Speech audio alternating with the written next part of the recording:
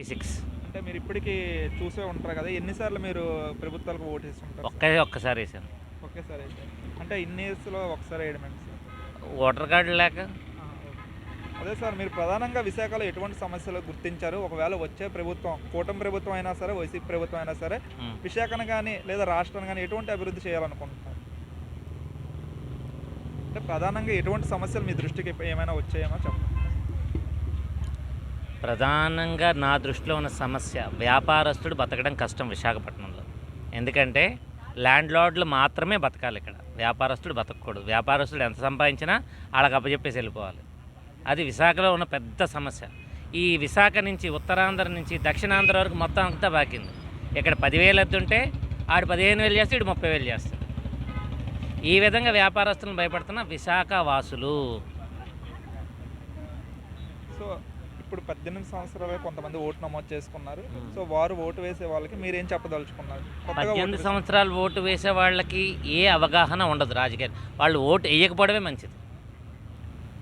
వాడు ఓటు ఎప్పుడు వేయాలంటే ఒక బాధ్యత వాడు స్వీకరించిన తర్వాత వాడు ఓటు వేస్తే అది కరెక్ట్గా ఉంటుంది. బాధ్యతలో ఉన్నవాడు ఓటు వేస్తే ఉపయోగం ఏంటి దేశానికి? అంటే స్కాలర్షిప్ ఇస్తే ఓటేస్తారు, స్కాలర్షిప్ ఇవ్వకపోతే ఓటేరా? సో అలాంటి వాళ్ళకి మీరు ఎటువంటి అవగాహన ఇవ్వాలనుకుంటున్నారు? సో మీ మెసేజ్ ఏంటి?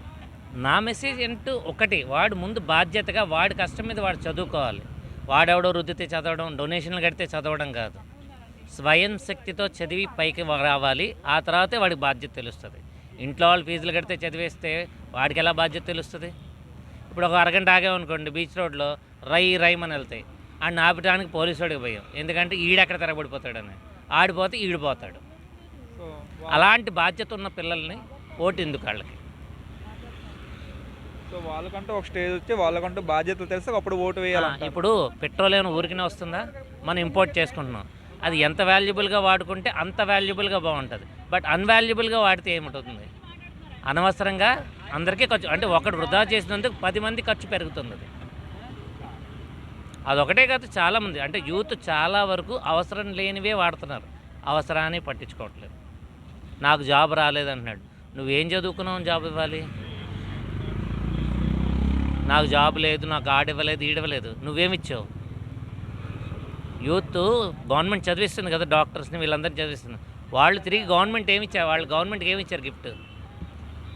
ఎంతమందికి పెట్టుబడి పెట్టింది కదా. కేజీహెచ్లో చాలామంది స్కాలర్స్తో చదువుకుంటున్నారు. ఆ స్కాలర్స్తో చదువుకున్న వాళ్ళందరూ గవర్నమెంట్కి ఏం చేశారు నేను అడుగుతున్నా. అలాంటప్పుడు వాళ్ళకి స్టూడెంట్స్కి ఎందుకు ఓటు హక్కు కావాలి? When they are dependent, they should not have the vote.